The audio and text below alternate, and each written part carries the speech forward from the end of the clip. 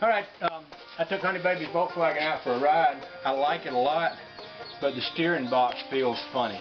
It kind of has that grinding sort of feeling when you steer it. And this one didn't. This is the one that was in there. Now I had turned both of these with my hand, and they both have a kind of a grindy feel to them when you turn them by hand. But when this one is in the car, I never noticed a problem with it. And I do with that one. So, we're going to do a quick steering box swap. It sure would have been a lot easier to have done this when the axle was out, but I really couldn't tell that there was a problem with that one then. So, this came off pretty quick and easy. If that one comes off as quick and easy, it's going to be a nice little quick swap here, and everybody will be happy. So, we will see. We will see what's about to happen. That's the plan. I'm sticking to it.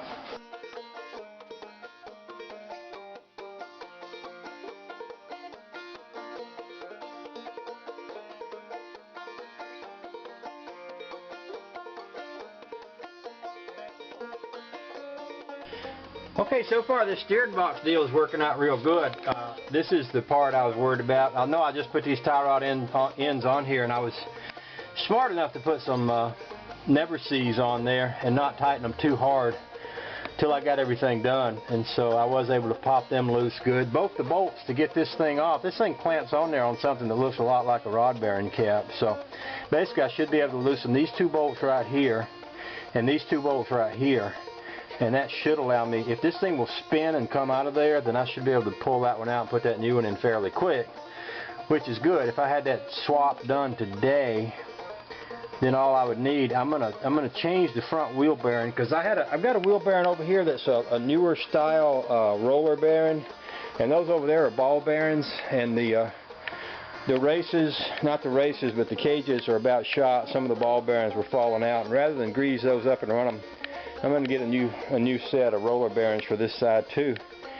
And I'm still waiting for two tie rod ends to go on my steering link here. So that's what I need to finish up the front end. I'll tell you something, it's kind of a funny story. I was going to, when you take this axle off, you've got an opening that allows you to see up into the tunnel.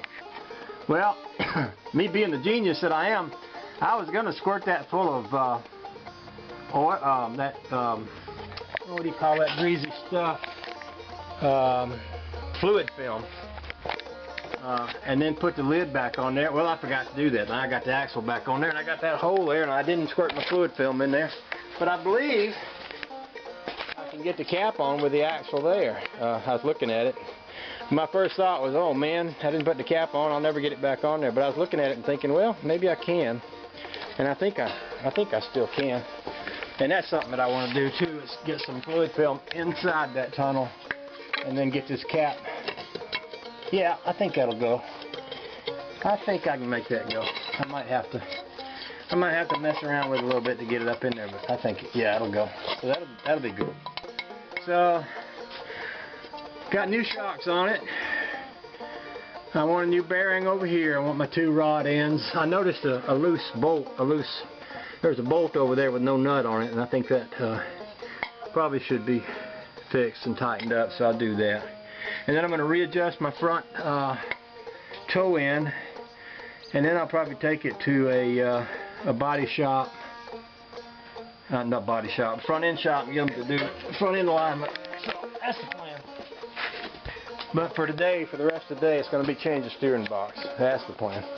Okay, so I'll shut up and get back to work. Y'all have a nice day.